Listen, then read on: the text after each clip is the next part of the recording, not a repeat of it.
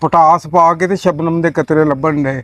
ਉਹ ਜੇ ਪਟਾਸ ਪਾਤੀ ਤੁਹਾਡੇ ਮਹਿਮਾਨ ਹੀ ਨਹੀਂ ਬਚਣੇ। ਕਿਉਂ? ਉਹ ਤਾਂ ਜਿੰਨੇ ਗੋਲਾ ਚੂਸਣਾ ਰਾਹ ਫੜ ਗਿਆ ਉੱਥੇ। ਉਹ ਨਹੀਂ ਇੰਨੀ ਨਹੀਂ ਨਾ ਪਾਉਣੀ ਭਾਜੀ, ਪਟਾਸ ਇੰਨੀ ਕਿ ਵੀ ਪਾ ਦਿਓ ਤੇ ਜ਼ਹਿਰੀਲੀ ਹੁੰਦੀ, ਜ਼ਹਿਰ ਹੁੰਦੀ ਉਹ। ਅੱਛਾ ਜੀ। ਹਾਂਜੀ, ਤੁਸੀਂ ਲਿਖੋ ਨਾ 500 ਗੋਲੇ ਦਾ ਆਰਡਰ ਲਿਖੋ। 500 ਗੋਲੇ ਦਾ ਆਰਡਰ ਹੋ ਗਿਆ। ਹਾਂ ਤੇ ਮਹਿਮਾਨ ਤੁਹਾਡੇ ਮਤਲਬ ਮੈਨੂੰ ਇਹ ਦੱਸੋ ਕਿ ਉਹਨਾਂ 'ਚ ਬੱਚੇ ਕਿੰਨੇ ਆ? ਮਹਿਮਾਨ ਕਿੰਨੇ ਆ ਤੇ ਬੱਚੇ ਕਿੰਨੇ ਆ? ਬੱਚੇ ਨਹੀਂ ਬੁਲਾਏ ਗਏ। ਕਿਉਂ ਜੀ, ਲੋਕੀ ਆਪਣੇ ਬੱਚੇ ਘਰਾਂ 'ਚ ਛੱਡ ਕੇ ਆਉਣ? ਹਾਂਜੀ, ਗੋਲੇ ਬਹੁਤ ਖਰਾਬ ਕਰਦੇ ਹੋ। ਜੀ ਆਰਡਰ ਕਿੰਨੇ ਗੋਲਾਂ ਦਾ ਲੈ ਰਹੇ ਹੋ?